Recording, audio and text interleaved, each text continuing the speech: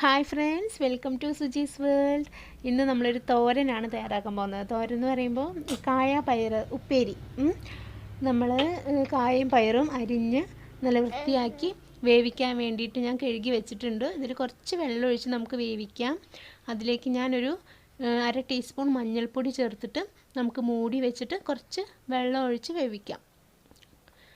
നമ്മുടെ പകുതി വെവായിട്ടുണ്ട്. ഞാനപ്പോൾ കുറച്ച് ഉപ്പ് ആവശ്യത്തിന് ചേർക്കുന്നുണ്ട്. എന്നിട്ടൊന്ന് യോജിപ്പിച്ചിട്ട് നമുക്ക് വേവിച്ചെടുക്കാം.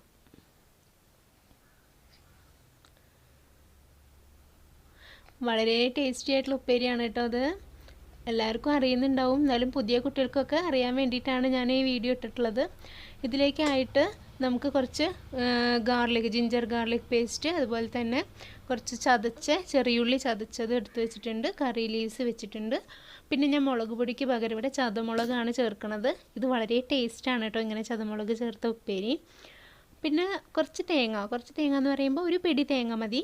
നമുക്ക് തേങ്ങ ഓപ്ഷണലാണ്. ചിലവർക്ക് തേങ്ങ ഇട്ടാൽ ഇഷ്ടമാവും, ചിലവർക്ക് തേങ്ങ ഇഷ്ടമുണ്ടാവില്ല. അപ്പോൾ അതിനനുസരിച്ച് തേങ്ങ ഇട്ടാലാണ് കൂടുതൽ രുചി കേട്ടോ.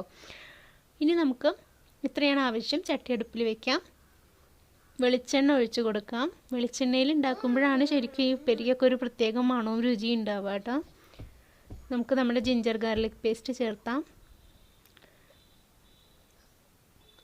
അതിലേക്ക് ചെറിയുള്ളി ചതച്ചതും കറി ലീവ്സും നമുക്ക് ചേർത്ത് കൊടുക്കാം. മസാലയ്ക്ക് വേണ്ട കുറച്ച് ഉപ്പ് നമുക്ക് ഒരു 1/2 സ്പൂൺ ഉപ്പ് ചേർക്കുന്നുണ്ട്. ഉപ്പൊക്കെ നമ്മുടെ ആവശ്യത്തിന് നോക്കിയിട്ട് ചേർത്താൽ മതി. ചിലർക്ക് ഉപ്പ് കൂടുതൽ കുഴപ്പമുണ്ടാവില്ല, ഇഷ്ടമായിരിക്കും. ഉപ്പ് കുറവാണെങ്കിൽ കുറച്ച് ചേർത്താൽ മതി. ഉള്ളി നന്നായി വാടിയിട്ടുണ്ട്. നമുക്ക് നാളികേരം ചേർക്കാം. നാളികേരം ചുവന്നിട്ടുണ്ട്. നമുക്കിനി നമ്മുടെ ചതമുളക് ചേർത്ത് നന്നായി വഴറ്റിയെടുക്കാം.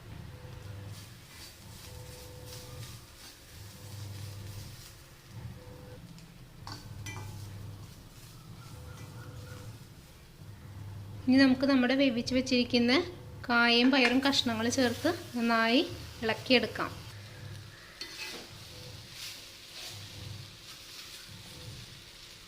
നമ്മുടെ കായയും പയറും ഉപ്പേരി തയ്യാറായിട്ടുണ്ട്.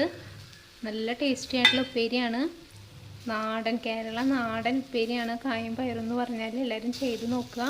ചതമുളക് ഇട്ടിട്ടുള്ള രുചി ഒന്ന് വ്യത്യസ്തമാണ്, ഭയങ്കര വേറെ തന്നെയാണ് അതിൻ്റെ രുചി.